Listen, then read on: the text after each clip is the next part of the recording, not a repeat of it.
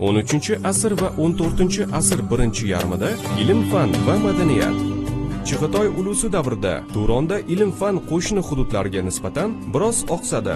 Shunga qaramay, adabiyot, tafsir, tarixnavislik va hadis ilmi ma'lum darajada rivoj topdi. 13-asr va 14-asrning ikkinchi yarmida adabiyot yo'nalishida, ayniqsa Jaloliddin Rumiy, Sa'diy Sheroziy, Amir Xusrav Dehlaviylarning o'rni va mavqei ko'tarilib, ular jahon adabiyoti olamida keng tanildilar. Asli Balx shahridan bo'lgan Jaloliddin Rumiy arab, fors va turkiy tillarda ijod qilgan yirik mutafakkir edi. Jaloliddin Rumiy Xorazmshoh Jaloliddin Manguberdi kabi Sulton Takishning nabirasi bo'lgan va bu ikki yirik shaxs yaqin qarindosh edi. Umrining katta qismi Rum davlatida o'tgani uchun ham o'ziga Rumiy nisbasini olgan. Rumiy Halab, Damashq va Bag'dod madrasalarida o'qidi, mudarrislik qildi hamda buyuk tasavvuf shoiri va faylasufi bo'lib tanildi. U she'riyatda tasavvufiy, falsafiy janrni rivojlantirib, 36 ming baydan iborat masnaviy ma'naviy dostonini yaratdi. Asar Qur'oni Karim va hadisi sharif ma'nolarini o'ziga singdirgan. Unda inson hayoti bilan bog'liq barcha masalalar badiiy usulda bayon etilgan.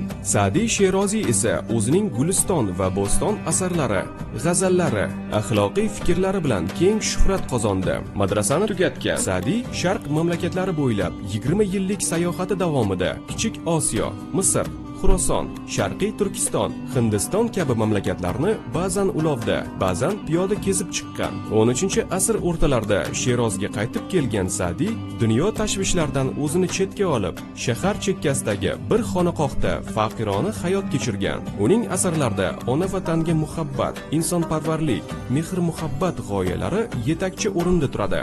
U o'z asarlarida kishilarni o'zaro hamjihatlik va totuvlikka, hukmdorlarni adovat va insofga chaqirib, salbiy xususiyatlarni qoralab chiqadi. Sa'diy ona shahri Sherozda vafot etgan.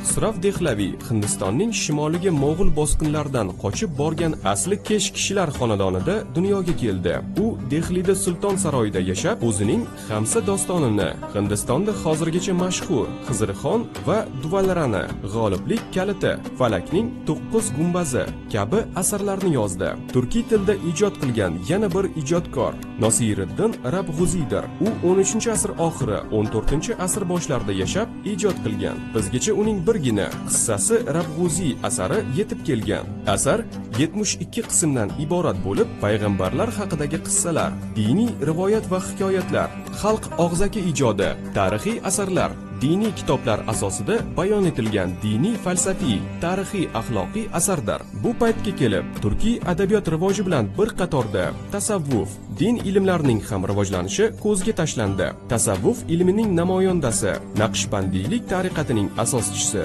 Bahovuddin Naqshband o'z mehnati bilan halol kun ko'rish g'oyasini targ'ib qildi. Xo'ja Bahovuddin Naqshbandiyning asl ismi Muhammaddir. Manbalarda u kishining otasi ham, bobosi ham Muhammad ismli bo'lgan qayd etiladi. Yoshligida otasining yonida matolarga naqsh solish hunari bilan mashg'ul bo'lgani uchun Naqshband laqabini olgan. Bahovuddin so'zi dinning nuri degan ma'noni anglatadi. Shuningdek, o'lkamiz hududidan islom dunyosining eng mo'tabar shaxslari, hadisshunoslari yetishib chiqdilarki, ularning nomi hozirgi kungacha ham dunyoviy, ham tasavvuf ilmining yuqori pog'onalarida turibdi.